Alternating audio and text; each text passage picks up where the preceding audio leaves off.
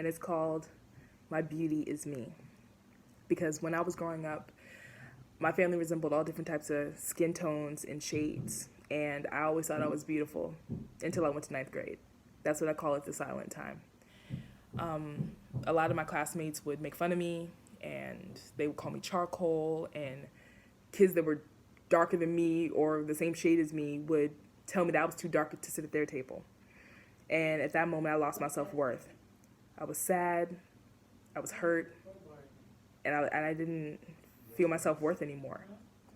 But with the help of family and friends, and with my mom and my stepfather and my aunt, I was able to gain back what I felt was stripped away from me. And which led me to my thesis statement. God places us in certain situations not to break us, but to strengthen us, and to remember that hard roads lead to beautiful destinations. And that's what I'm going to display to you guys in my project, and I hope you like it. I am Tanya Loney. I'm a mother. I'm educated. I'm Stephen Loney. I am a dad. I am a vet. I am a wife, a mom, and an essential worker. I thought you were special. I thought you were a fighter. It wasn't. That's when I knew that she was a talented young lady. I thought she was the most beautiful baby, and I just knew that she was destined to be something special. You're a mother. I'm Destiny's stepfather. I am Destiny's aunt. You came out determined. When the odds were against you and they said you weren't going to be able to cry because your lungs were not going to be developed, you came out full force into this world, screaming and hollering, and from that moment on, I knew that you were going to be something special. The gift was a car that she didn't know anything about. So when she came downstairs after everybody gathered around it, she seen it, almost passed out, which I had to catch her. At her high school graduation, when I saw her on that big screen, I was just so excited to see her right before she walked down that aisle in her cap and gown. I definitely think you're beautiful. One, because I think you're very unique. I think that you have a caring spirit. You have the most beautiful smile in the world. You got a little dimple on the side. But that doesn't define you as being beautiful. What I said in there is about how strong you are and you achieve everything. That's the beauty. Destiny is beautiful because she is just loving, caring, and she just has such a big heart. And I think in the Afro-American community, we're really good at having that sense of generational beauty. Where even in the slavery days, when someone could not read or write, the gift of storytelling was a unique piece of our culture. Person that raised you like a father, mother, and they instilled values in you. And the values that you pass on from generation to generation. That is cherished, significant, and passed down from generation to generation. I was the first black person in the 3rd grade in Aston, Pennsylvania to attend their school. It was a lot of hardship because, one, they were not accustomed to my hair type. They weren't accustomed to why my mom was light-skinned and I was dark-skinned. I've never had anybody say anything about my race. Here in the South, I have experienced hardships because of the color of my skin. The majority here in Georgia make it very difficult for people of color to succeed. It's seeing in your heart, saying that, okay, whatever's happened, you can get past it. Moving past pain that at one point made you hesitate. To let it go and move on. To have a desire deep within inside yourself and not living your absolute truth. Stories that you have not told, it's a burden that you have not released it yet, or that you can't release it. It may be more harmful and detrimental to you to hold something inside. So by sharing It may give you that chance to release that one thing.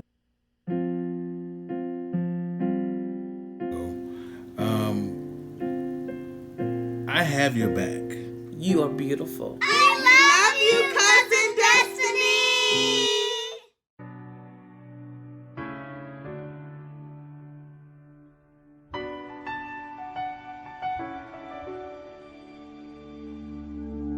I am not a stranger to the dark.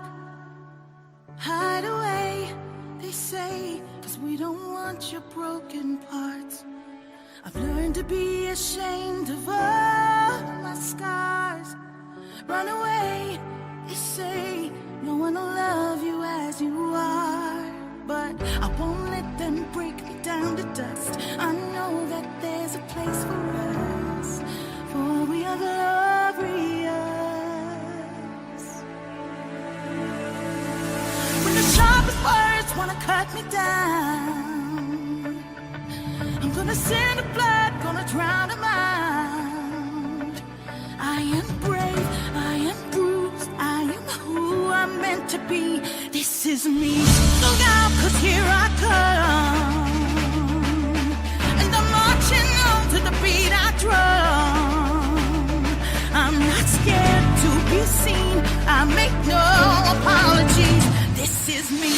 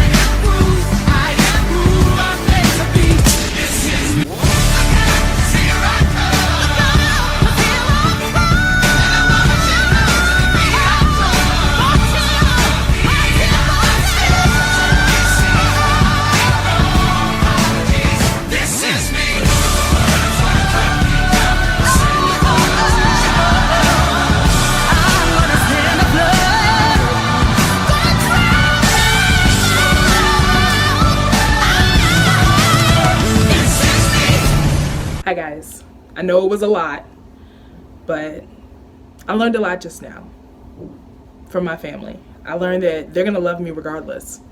Doesn't matter how many bumps that I hit in the road, 2, 3, or 4 bumps, how many mistakes I make, they're gonna love me no matter what. They think so highly of me, it just pushed me back. No, I'm like, really, how goofy I am? But I learned something. They see me as determined, they see me as loving, they see me as a fighter. My mom even said, you know, you were a fighter as soon as you came out. And excuse her for that, but that's what she said. And that's the truth. I can't let someone's ignorance and somebody who doesn't even really know me like that define who I am. Only you know who you are. So this story that I put out for you guys is to teach you that your values and your characteristics have to shine through you. Don't dim your light because someone else is ignorant and they just talking out the side of their neck. Don't do that. So when it really comes down to me defining who I am as a person, I'm strong, I'm loving, I'm a hard worker, I'm fantastic, and I'm not going to change myself for anybody, point blank. And my beauty is me. What makes me me is what makes me beautiful. My personality, the way I treat others, how hardworking I am, that's what makes me beautiful.